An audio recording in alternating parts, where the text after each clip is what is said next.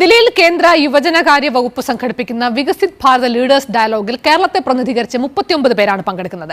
ദില്ലി ഭാരത് മണ്ഡപത്തിൽ നടക്കുന്ന പരിപാടി പുതിയ ആശയങ്ങളുടെ ഒരു സംവാദ വേദി കൂടിയാണ്. ഇന്ന് പ്രധാനമന്ത്രിയും ഈ ചടങ്ങിൽ അതിഥിയായി എത്തുന്നുണ്ട്.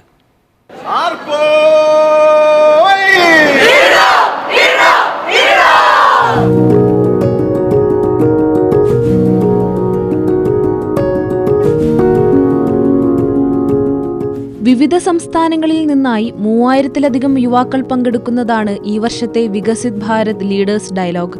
10ാം ക്ലാസ് വിദ്യാർത്ഥി മുതൽ ഡോക്ടർ വരെ സംവാദത്തിൽ പങ്കെടുക്കുന്ന മലയാളി സംഘത്തിലുണ്ട്. നമ്മുടെ ഐഡിയാസ് വളർത്താൻ നമ്മൾ ഒരുപാട് ഹെൽപ്പ് ചെയ്യും. എന്നെ അല്ലെങ്കിൽ ഇവിടെ വന്നിട്ടുള്ള എല്ലാ പാർട്ടിസിപ്പൻസിനായിക്കോട്ടെ അവരുടെ ഇൻഡിവിജ്വലി അവർക്കുള്ള ഒരു ഗ്രോത്തിന് ഈ ഒരു പ്ലാറ്റ്ഫോം ഒരുപാട് ഹെൽപ്പ് ചെയ്തിട്ടുണ്ട്. ഇന്ത്യയിൽ ഇതിന് മാത്രം കൾച്ചേഴ്സ് ഉണ്ടെന്നും അതുപോലെ ട്രഡീഷൻസ് അനുസരിച്ച് ജീവിക്കുന്നവർ ഇപ്പോഴും ഉണ്ട് എന്നുള്ള ഒരു ബോധ്യം എനിക്ക് കിട്ടിയത് ഇവിടെ വന്നിട്ടാണ്. ദേശീയ യുവജനോത്സവത്തിന്റെ പുനർരൂപകൽപ്പനയാണ് വികസിത് ഭാരത് ലീഡേഴ്സ് ഡയലോഗ്.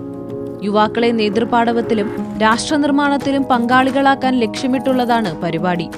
രാജ്യവ്യാപകമായി ക്വിസ് മത്സരമടക്കം നടത്തിയാണ് ചടങ്ങിലേക്ക് യുവാക്കളെ തെരഞ്ഞെടുത്തത്.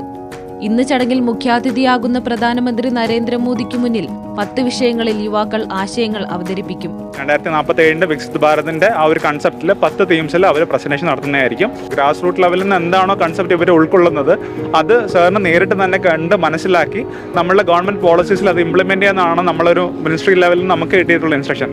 പ്രഥമ റൗണ്ടിൽ 30 ലക്ഷം പേർ, അവിടെ നിന്നും 1000 പേർ ദില്ലിയിലെത്തി. ഇതിൽ 39 പേർ മലയാളികൾ. വികസിത ഭാരതത്തിലേക്കുള്ള യാത്രയിൽ ഇവരും പങ്കാളികളാകുന്നു എന്നതിൽ നമുക്കും അഭിമാനിക്കാം. ദില്ലിയിൽ നിന്നും ദീപു എം നായർക്കൊപ്പം അമൃത മുരളി, ഏഷ്യാനെറ്റ് ന്യൂസ്.